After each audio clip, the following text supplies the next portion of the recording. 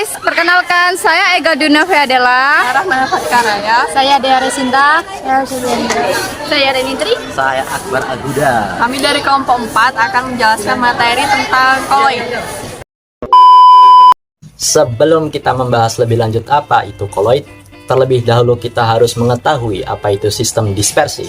Dispersi adalah suatu sistem di mana suatu zat tersebar secara merata di dalam suatu zat lainnya. Dengan zat yang menyebar disebut dengan fase terdispersi dan medium zat menyebar disebut dengan medium pendispersi. Ada 3 macam sistem dispersi. Yang pertama, sistem dispersi halus atau larutan. Kedua, sistem dispersi koloid. Dan 3, sistem dispersi kasar atau suspensi. Jadi, koloid merupakan salah satu dari ketiga sistem dispersi tersebut. Koloid adalah campuran nyaris homogen dengan salah satu zat tersebar secara merata ke dalam suatu medium.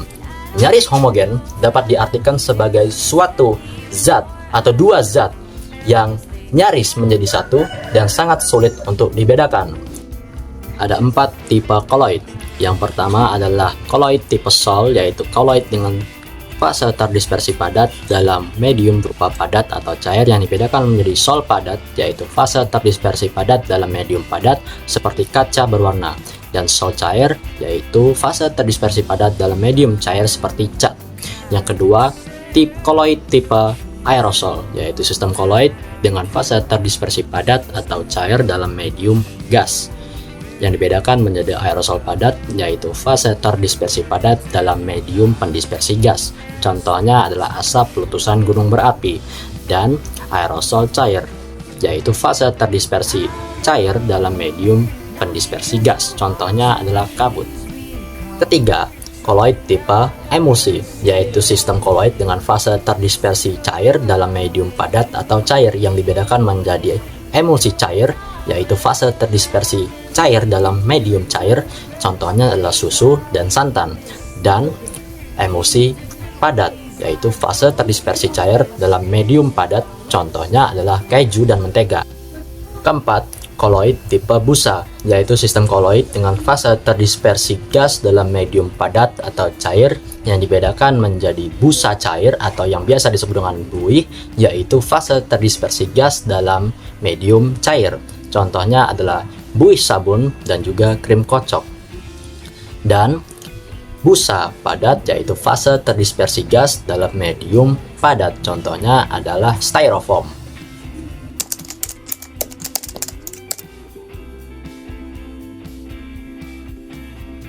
Ciri-ciri koloid yaitu yang pertama, terlihat homogen bila dilihat mata, namun berbentuk heterogen bila diamati menggunakan mikroskop ultra.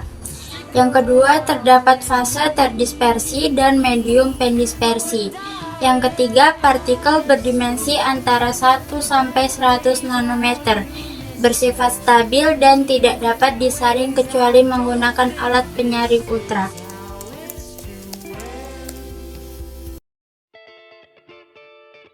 Sifat koloid yaitu 1. Efek tindal. Efek tindal adalah cahaya yang berhamburan oleh partikel koloid, di mana partikel larutan berukuran lebih kecil daripada partikel koloid. 2. Gerak Brown. Gerak Brown adalah gerak acak dari partikel koloid yang bisa dilihat hanya lewat mikroskop ultra. 3. Absorpsi. Absorpsi adalah proses penyerapan ion oleh partikel koloid karena ukuran luas partikel koloid yang cukup besar. 4. Koagulasi koloid. Koagulasi koloid adalah penggumpalan artikel koloid karena koloid mengandung muatan yang dinetralkan. 5. Koagulasi. Koagulasi adalah penggumpalan partikel-partikel koloid karena adanya pemanasan, penambahan elektrolit, atau penambahan koloid yang muatannya berlawanan. Yang keenam, dialisis. Dialisis adalah pemurnian koloid dari partikel-partikel ion atau molekul pengotor yang dapat mengganggu kestabilan koloid. Yang ketujuh, koloid pelindung. Koloid pelindung adalah koloid yang dapat melindungi koloid lainnya dari proses koagulasi.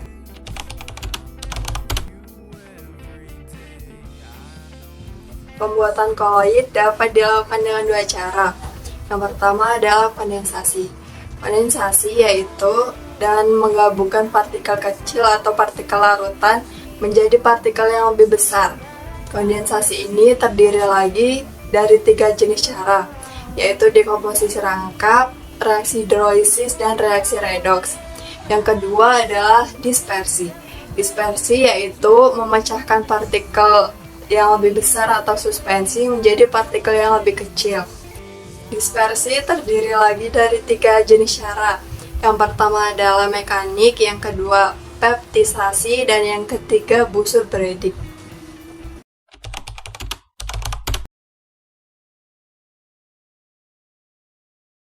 Contoh koloid dalam kehidupan sehari-hari misalnya whipped cream, keju, sos tomat, obat batuk, dan jelly.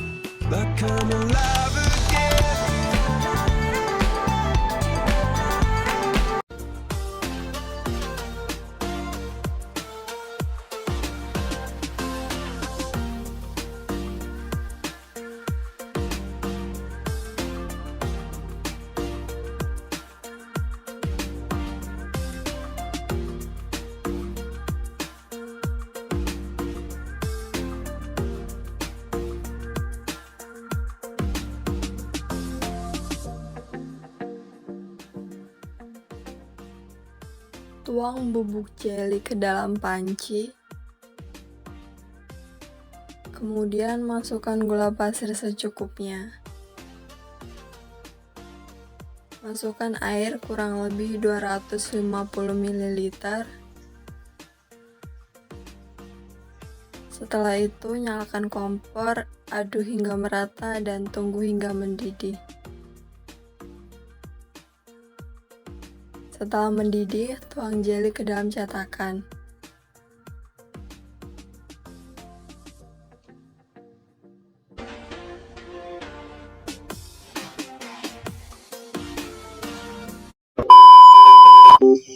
Bagaimana sih proses pembentukan koloid pada jeli? Jadi, pada pemasakan jeli terjadi reaksi hidrolisis. Proses pemanasan dengan suhu yang lebih tinggi dari suhu pembentukan gel akan mengakibatkan polimer karagenan dalam larutan menjadi molekul acak. Bila suhu menurun, maka karagenan akan membentuk struktur double helix dan membentuk polimer. Apabila penurunan suhu terus dilanjutkan, polimer-polimer ini akan terikat saling silang secara kuat dan dengan makin bertambahnya bentuk helix akan terbentuk agregat yang membentuk gel yang kuat. Nah, selanjutnya sifat koloid pada jeli.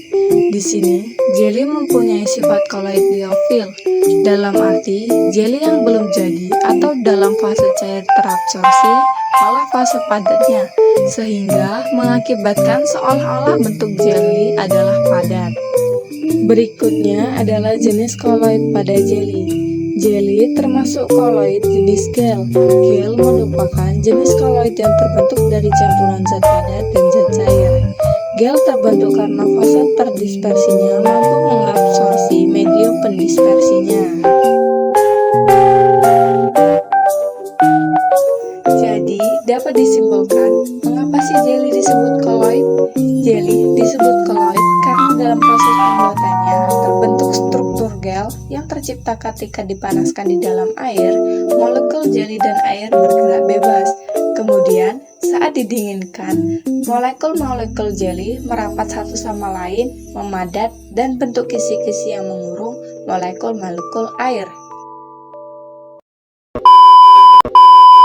Demikianlah materi koloid dari kelompok kami, kelompok 4. Sampai jumpa lagi di kesempatan berikutnya. Dadah.